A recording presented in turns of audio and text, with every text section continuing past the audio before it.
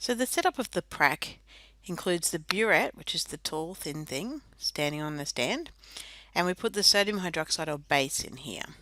We also have a beaker underneath, which is where the hydrochloric acid goes, and your pH meter.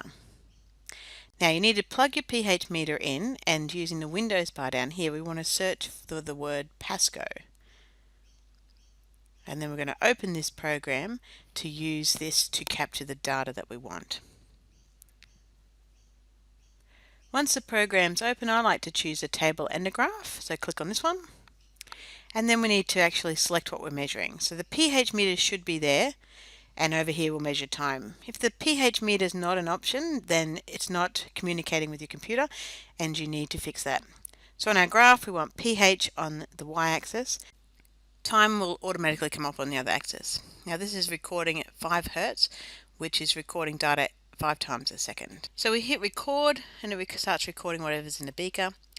So we're going to turn the valve on our burette to release the sodium hydroxide, and we need to stir. So you might like to set up a magnetic stirrer for this so that you don't have to keep stirring and standing there. And it's recording all of the data. Now you're looking for a color change, and that color change to the purple represents the end, and at that point you want to turn the burette off and actually record the volume as well as have this graph. Okay, and just record past the end point. So I've turned off the burette just to get the nice S shape of the graph.